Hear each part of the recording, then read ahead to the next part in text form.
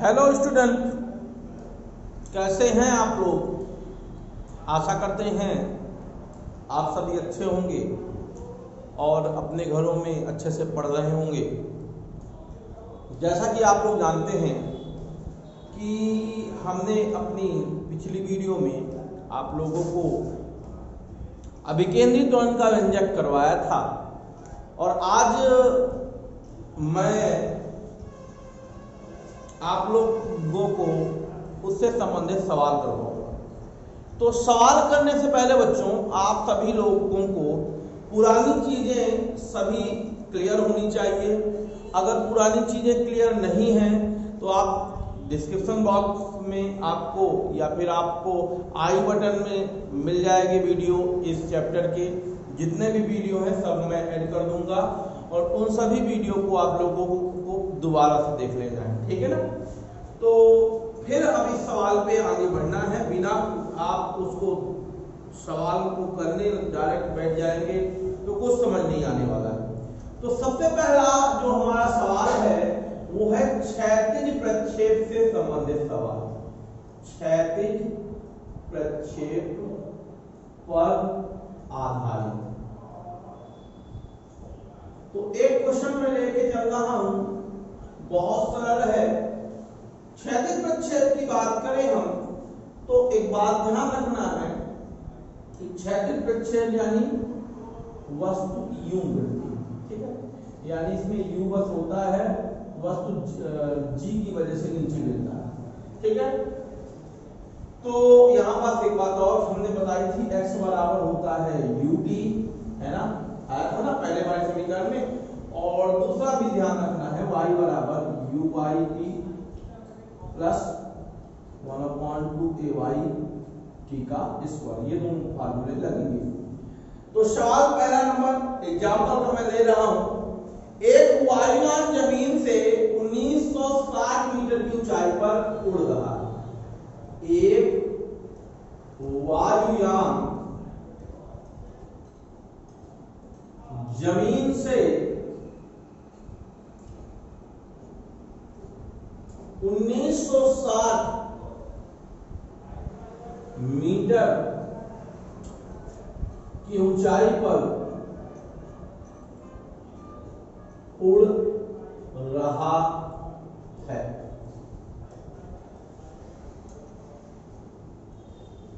क्षैतिज दिशा में उसकी स्पीड 600 किलोमीटर प्रति घंटा है, ऐसा भी लिख सकते हो। ऊंचाई पर 600 किलोमीटर प्रति घंटा के गति से उड़ रहा है, ठीक है। जब वायुयान जमीन पर स्थित किसी बिंदु ए से ठीक ऊपर होता है, जब वायुयान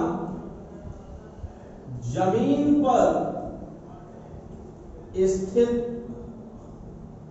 किसी बिंदु के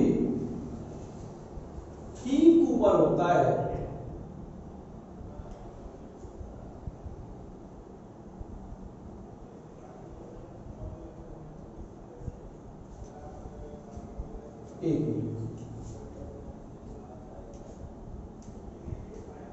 ठीक है। तो उससे एक गेंद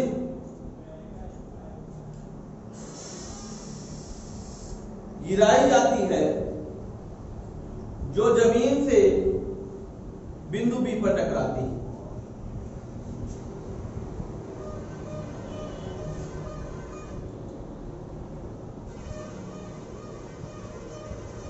गिराई जाती है जो जमीन पर बी पे टकराती, बी पर टकराती है। AB की AB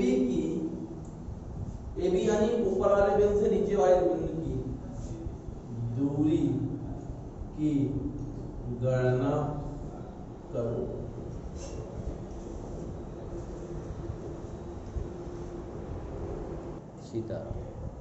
देखिए एक वायुयान है हमारा, जमीन से 1960 मीटर की ऊंचाई पर 600 किलोमीटर प्रति घंटे के गति से उड़ रहा है, और जब वह जमीन पर स्थित किसी बिंदु ए पर, देख लीजिए मान लेते हैं ये बिंदु ए है हमारा, ठीक है, और किस गति से बह रहा है, u बराबर 600 किलोमीटर प्रति आवर से बह रहा है, और यहां से गिराया जाता है आपका वस्तु, और वो गिरेगी, यही तो गिरना चाहिए, जाएगी आपकी गिरेगी वस्तु बी, यानी जमीन के ए पर ठीक ऊपर से उड़ रहा है ना, बिंदु ए से ठीक ऊपर उड़ रहा है, तो हमको इसके बीच की दूरी निकालनी है, ये निकालनी है।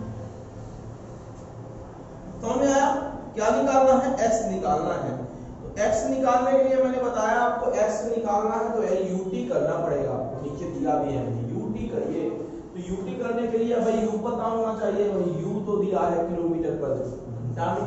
तो एक बात ध्यान रखिए, कभी भी आप इस तरह के सवाल करने जाएंगे तो आपको u को ध्यान रखना है बच्चों कि u कभी भी किलोमीटर प्रति घंटे में नहीं रहेगा, ठीक है ना।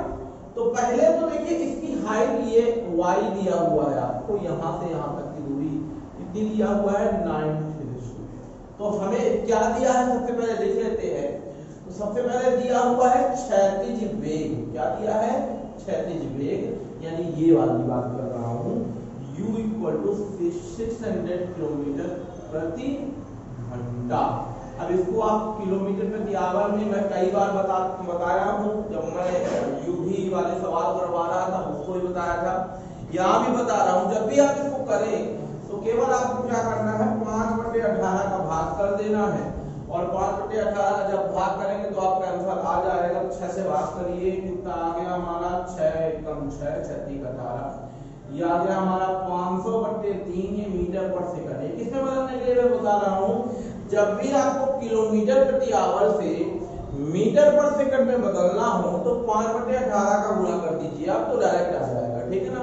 ये 5/18 का गुणा क्यों किया है हमने, क्योंकि ये होता है एक्चुअली में 1000/60 × 60 यानी 3600, है ना। तो इसको जब सॉल्व करोगे आप तो ये 2 0 से 2 0 कैंसिल हो जाएंगे, 2 से काटोगे तो 2 5 10 और ये 18 आ जाएगा।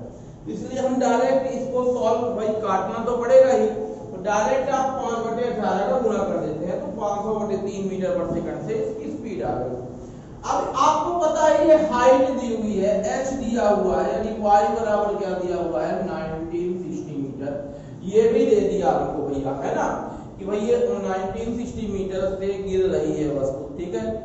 आपको क्षैतिज गति भी दे दी गई है, मान लेते हैं, माना यहां से यहां तक जाने में समय जो है t लगता है, समय कितना लगता है, माना समय हमारा बच्चों t है, तो समय t हो गया, तो दूरी बराबर कितना जाएगा भाई, इस AB जो हमको निकालना है, x बराबर AB निकालना है बच्चों, तो x बराबर AB जो निकालना है, तो AB बराबर कितना आ जाएगा, AB बराबर आ जाएगा आपका x बराबर कितना, ut यानी कितना, u की वैल्यू 500/3 × t, यही आ जाएगा हमारा, ये इतना आ गया हमारा।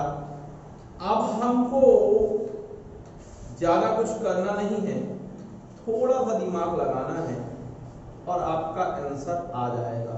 इसको करने के यहाँ के बाद जो भी करने के 2 तरीके हैं, आपको एक उड्डयन काल निकालना है ना, और दूसरी बात आपको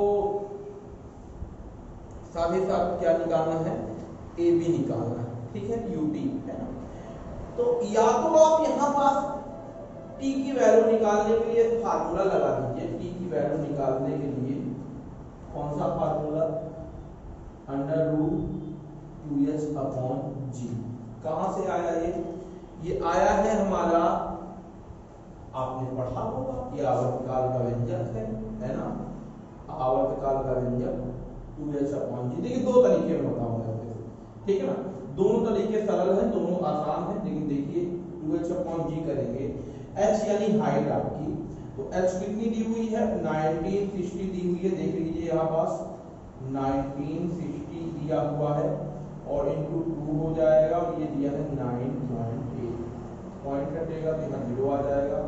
डिवाइड कर दीजिए भैया, हटा दीजिए, कितना आ जाता है देखिए, तो यहाँ पास देखिए करेंगे, क्रॉस करेंगे तो यहाँ आ जाएगा 10 और यहाँ आ जाएगा 2 से करेंगे तो 49 आ जाएगा। 49 इसलिए क्योंकि रूट सॉल्व करना आसान हो जाएगा। यहाँ आ गया हमारा 1960 इंटू इसका 0 इसका 0 एक साथ ले लेते हैं, 100 ले लेते हैं, उसको ले लेते हैं 49। अब देखिए तीनों का स्क्वायर रूट हमको मालूम है, ये सरल है। 196 किसका होता है स्क्वायर रूट? 49 का और 14 का। 100 किसका होता है? 10 का और 49 का 7 होता है। तो ये आ जाएगा हमारा 14 इंटू 10 अपॉन ये कितना 7, यानी 140 अपॉन कितना आ जाएगा 140 अपॉन 7 आ जाएगा। 7 से डिवाइड कर दो, 7 2 जा यानी t बराबर आ गया बच्चों कितना, t बराबर आ गया 20। कितना आ गया? t बराबर 20 आ गया बच्चों। बहुत सरल, बहुत आसान, बहुत अच्छे तरीके से मैंने बताने की कोशिश की है। देख लीजिए 20 टाइम है तो टाइम किसमें आएगा बच्चों? सेकंड में आएगा। और मैंने यहाँ ऊपर लेके चला है कि AB की जो दूरी आएगी, इसको अगर समीकरण नंबर 1 मान ले तो समीकरण नंबर 1 से क्या आ जाएगा बच्चों? ये AB की दूरी आ जाएगी जो कि कितनी दी हुई है? दी हुई है 500 अपॉन 3 इंटू t।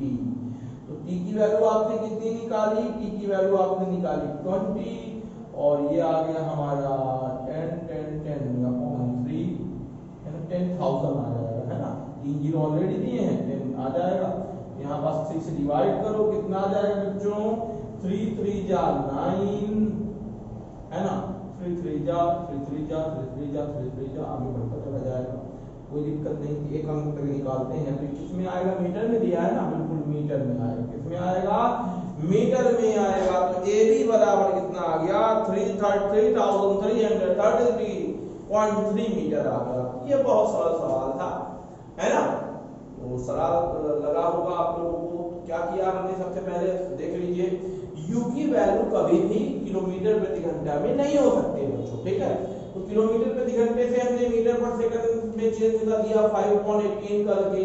फिर हमने देखा हाइट दिया हुआ है, टाइम हमको नहीं दिया है तो टाइम t मान लिया। हमको मालूम AB निकालना था, AB यानी x निकालना था, यहाँ से छूटा और यहाँ गया, ये दूरी निकालनी थी। तो सीधी सी बात है कि x बराबर ut और u की जगह u की वैल्यू, t की जगह हमको t की वैल्यू पता ही नहीं है। t की वैल्यू का फार्मूला होता है √2h/g। कहां पड़ा है? क्षैतिज प्रक्षेप का। √2 उड्डयन काल का व्यंजक है, आवर्तकाल का व्यंजक है 2h/g और यहां पास आ गया हमारा आंसर। तो में आया बच्चों, तो इसको नोट कर लीजिएगा, इसके शॉर्ट ले लीजिएगा। देखिए क्वेश्चन देख लीजिएगा। एक लड़ाकू जेट विमान है, जेट विमान देखे हैं ना, वो जो है 500 मीटर की ऊंचाई पर उड़ रहा है, ठीक है। 360 किलोमीटर की रफ्तार से 360 किलोमीटर प्रति घंटे की गति से क्या कर रहा है? उड़ रहा है, ठीक है बच्चों। तो जब विमान शत्रु के कैंप से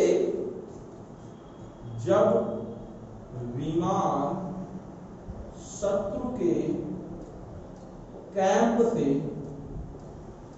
200 मीटर दूर होता है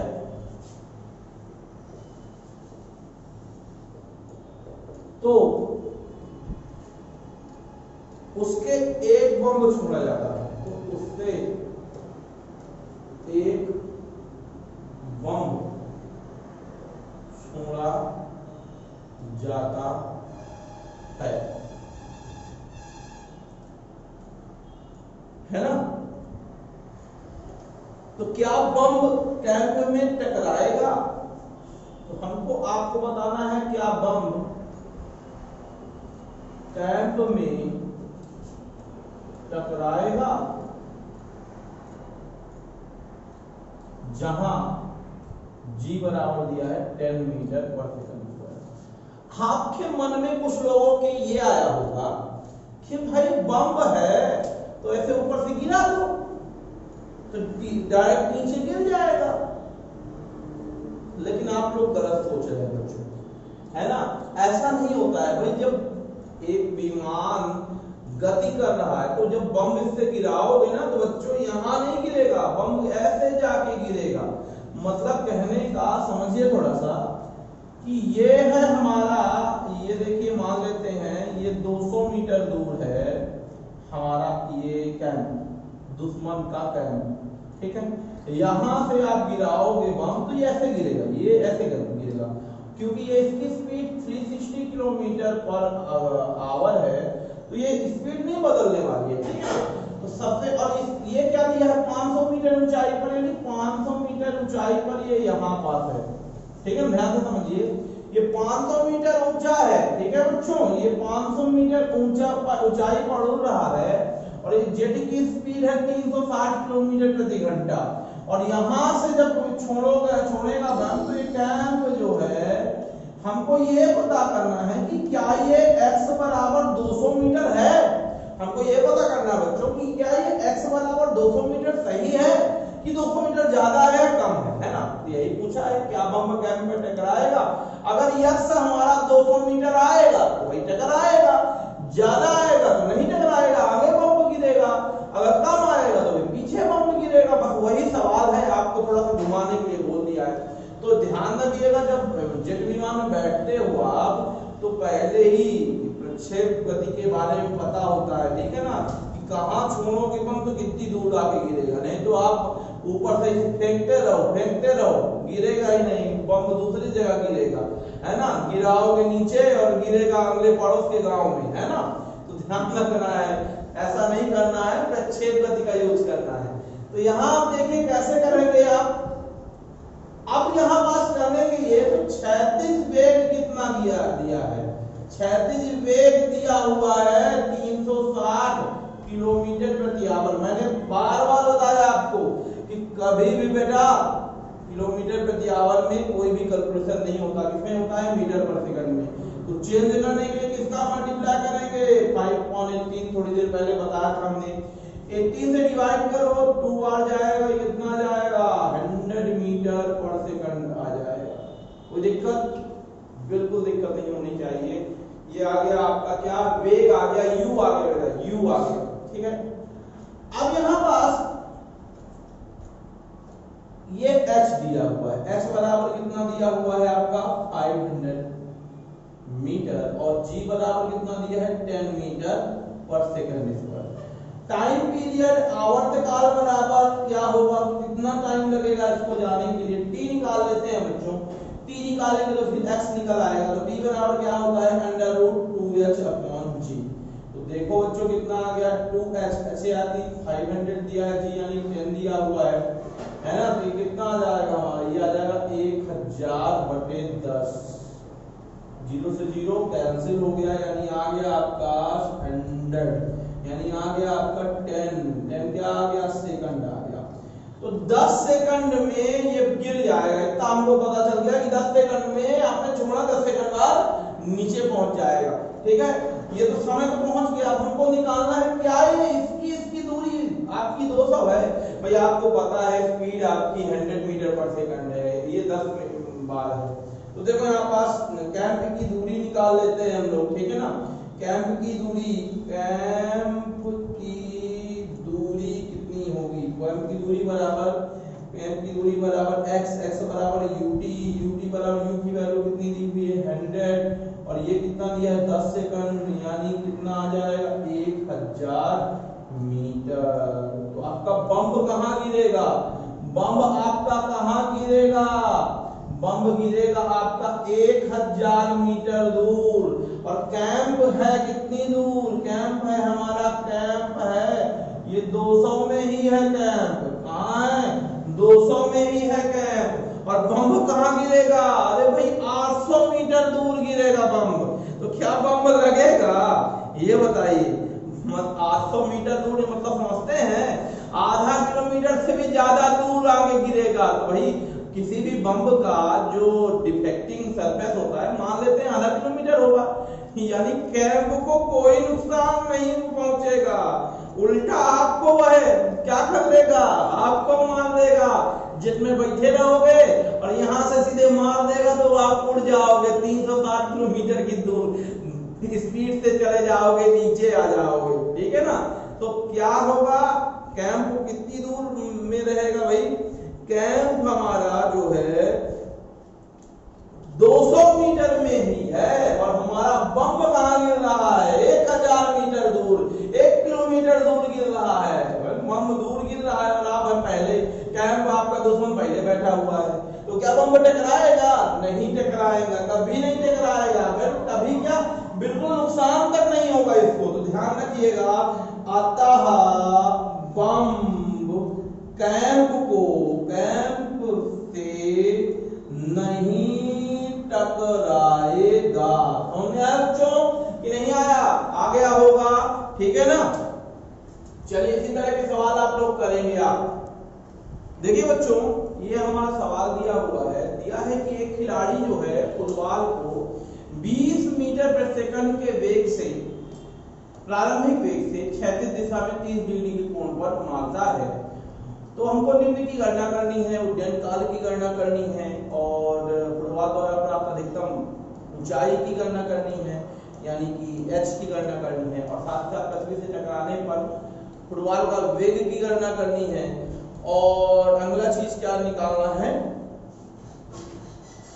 गेंद का क्षैतिज परास निकालना है, ठीक है ना। तो ज्यादा कठिन तो है नहीं, बहुत आसान है, इसके लिए कुछ फार्मूले आपको पता होने चाहिए। तो क्षैतिज परास के मतलब क्या होता है पहले बता देता हूं, मैं फिर से एक बार रिवाइज करा देता हूं। जिनको वीडियो नहीं आता तो यहाँ पर आई बटन पे क्लिक कर लीजिएगा, ठीक है ना, आपको वीडियो में मिल जाएगा, उसमें क्लिक कर लीजिए, प्लेलिस्ट में वीडियो में ऐड कर दूंगा, उसको मिल जाएगा आपको। तो देखिए यहाँ पास मान लीजिए आप आप यहाँ फुटबॉल से थीटा कोण या 30 डिग्री कोण पे फेंकते हैं, थीटा कोण पर फेंकते हैं, तो ये फुटबॉल यहाँ पास गिर जाती है। इसमें दो चीजें होती हैं, देखिए यहाँ पास, यहाँ से लेकर यहाँ तक की दूरी ये क्षैतिज परास कहलाता है r, और ये जो यहाँ से लेकर यहाँ तक की दूरी जो होती है अधिकतम ऊंचाई कहलाती है, ठीक है ना, और ये हमारा वेग कहलाता है u, ठीक है। तो यहाँ पर देखिए क्या क्या दिया हुआ है, तो फार्मूला, हर चीज का फार्मूला होता है, फार्मूला आपको याद होना चाहिए। तो सबसे, और उड्डयन काल यहाँ से यहाँ तक में लगने में लगा समय होता है, t से डिनोट करते हैं इसको, ठीक है।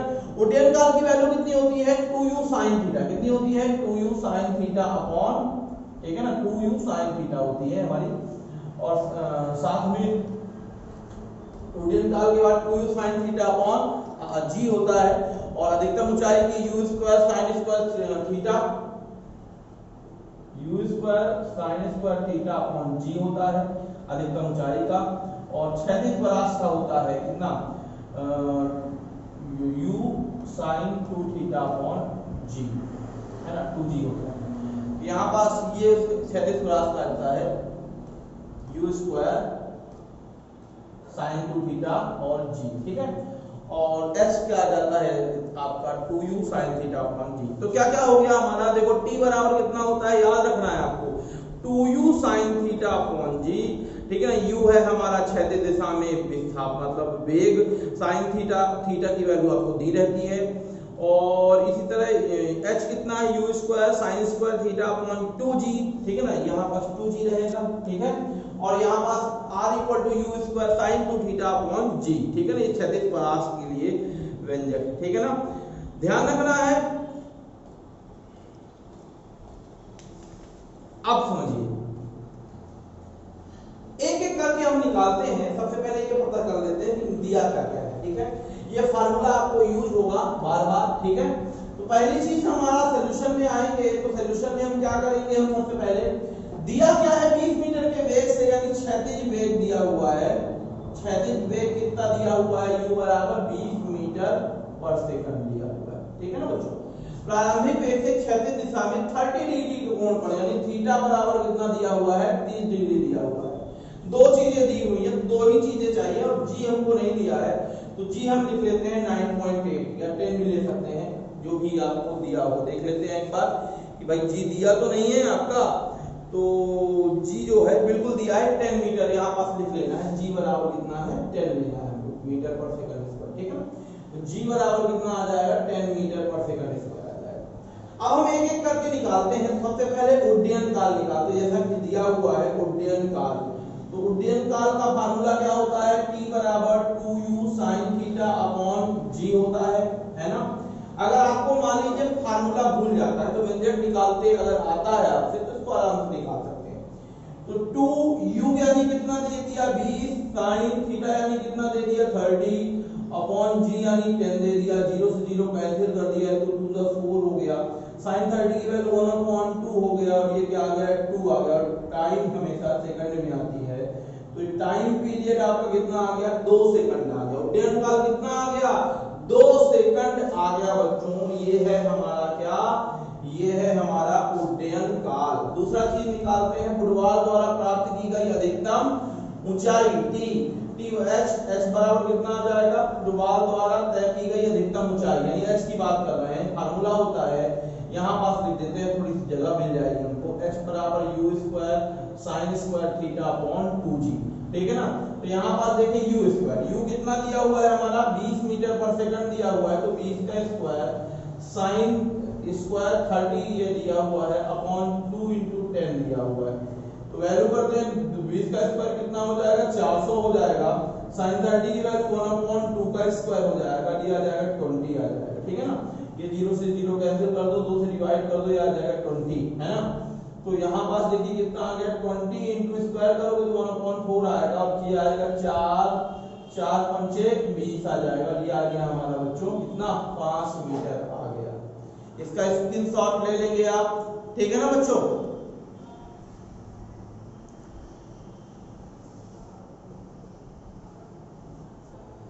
देखिए बच्चों अब इसको आगे निकालते हैं।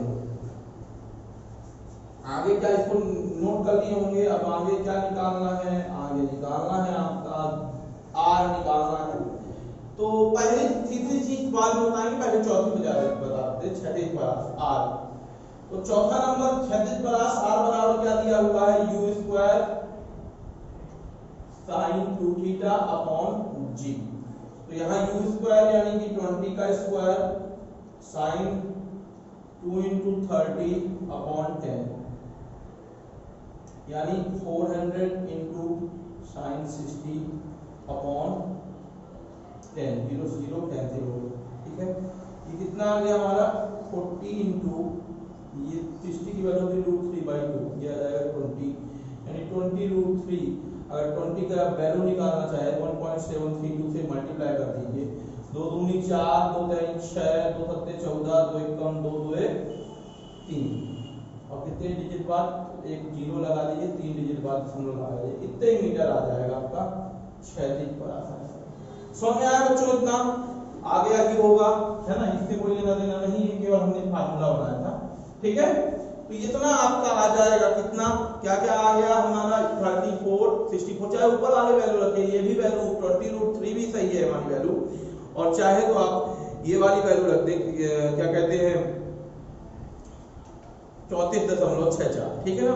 अब एक लास्ट तीसरा नंबर मैंने एक क्वेश्चन छोड़ दिया, कौन सा, गेंद पृथ्वी से टकराते समय फुटबॉल का वेग क्या होगा। ध्यान रखिए बच्चों, ये सवाल जब भी आया, ये सवाल जब भी आए कि पृथ्वी से टकराते समय वेग क्या होगा, दिशा क्या होगा, तो ध्यान रखिए पृथ्वी पर टकराते समय वेग होगा, दिशा नहीं बदलती है।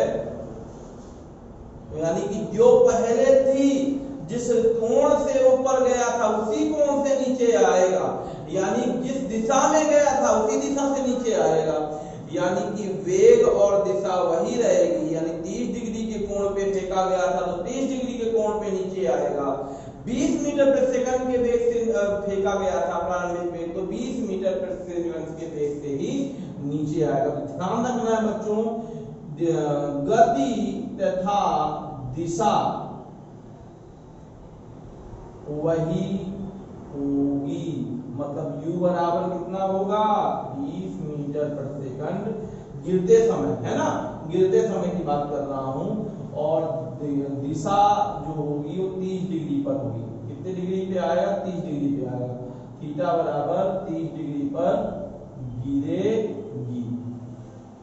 ये था हमारा एक तिर्यक प्रक्षेप पर आधारित क्वेश्चन, ठीक है ना बच्चों, और इसको आप लोग अच्छे से कर लेंगे, ठीक है। एक क्वेश्चन कहें तो हम एक और क्वेश्चन बता देते हैं, ठीक है ना। कभी कभी क्वेश्चन आ जाता है, ध्यान रखिएगा, इसको मिटा देते हैं, इसका स्क्रीनशॉट आप लोग ले लेंगे, ठीक है। अब देखो अगला क्वेश्चन, एक क्वेश्चन हम और बता देते हैं और इसके बाद हम इसको स्टॉप कर देंगे। क्वेश्चन ये है कि उस प्रक्षेप कोण का मान ज्ञात कीजिए, उस प्रक्षेप कोण का मान ज्ञात करो जब क्षैतिज प्रक्षेप उच्चतम ऊंचाई और क्षैतिज परास, उच्चतम ऊंचाई तथा क्षैतिज परास बराबर। मतलब क्वेश्चन ये बोल रहा है कि किस कोण से हम प्रक्षेप को फेंकें कि जितनी ऊंची वस्तु जाए उतनी ही परास भी प्राप्त हो। यानी सीधी सी बात है कि R बराबर H की बात कर रहा है, यानी सीधी सी बात है कि R और H की वैल्यू को हमको क्या कर देना है? इक्वल कर देना है और दोनों की वैल्यू को हमको लिख देना है। तो ये बताइए R बराबर होता क्या है? R बराबर होता है u स्क्वायर, अभी लास्ट में sin 2 थीटा अपॉन g, और H बराबर कितना होता है? u square sin square theta upon 2g। यही होता है ना, दोनों को इक्वल कर दीजिए और थीटा की वैल्यू निकालिए, ठीक है ना। R बराबर कितना होता है? u square sin 2 theta upon g, और H बराबर कितना होता है? u square sin square theta upon 2g। दोनों को इक्वल कर दीजिए, रख देते हैं वैल्यू, तो यहाँ आ जाएगा u square sin 2 theta upon g, यहाँ आ जाएगा u square sin square theta upon 2g। g से g कैंसिल हो गया, u square c square cancel हो गया, यहाँ आ गया sin 2 theta. sin 2 theta equal to sin square theta. काट नहीं देना बच्चों, काटेगा नहीं। sin स्क्वायर थीटा बराबर होता है sin theta into cos theta, पता है आपको, और ये sin थीटा को आप sin theta into sin theta लिख सकते हैं। sin थीटा से sin थीटा क्या हो गया? cos थीटा नहीं काटो भाई, क्या कटेगा? sin थीटा से sin थीटा आपका क्या हो गया? कट गया, ठीक है ना। और यहाँ पास आप क्या कर दीजिए, 2 कहां से आ गया भाई? 2 बचा हुआ है ना, हाँ, और यहाँ पास आ गया हमारा कितना, कितना कुछ आ गया।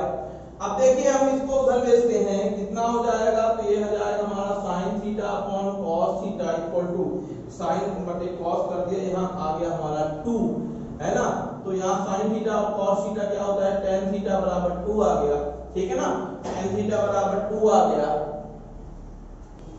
तो देखिए यहाँ पास tan थीटा बराबर 2 आ गया, देखिएगा, और यहाँ थीटा बराबर आ जाएगा tan इनवर्स 2। और ये अगर हम वैल्यू निकालें, देखिए ट्रिग्नोमेट्रिक फंक्शन में tan की जो वैल्यू है बहुत निकालना आसान होता है। आप पीछे देखेंगे ट्रिग्नोमेट्रिक आपके बहुत से कोण दिए होंगे, उससे आप देख लेना, इसकी वैल्यू जो आती है 2 की अधिकतर वैल्यू आती है 76 आती है। तो थीटा बराबर कितना आ जाएगी? 76। यदि हम किसी फुटबॉल को या प्रक्षेप को 76 कोण से फेंकें तो वह क्या होगा? जितनी ऊंचाई पर जाएगी उतनी ही दूरी तय करेगी, चाहे किसी भी वेग से फेंको, ठीक है ना। समझ में आया ना? 76 के वेग से फेंकोगे तो जितनी ऊंचाई जाएगी उतनी ही डिस्टेंस कवर करेगी। ये है हमारा आज का वीडियो, आप इसको देखिएगा, करिएगा, और बच्चों वीडियो को बहुत से लोगों तक पहुंचाइए। अपने 11वीं में जितने भी सहपाठी हैं उनको सबको बताइए और देखने के लिए प्रोत्साहित करिए। धन्यवाद।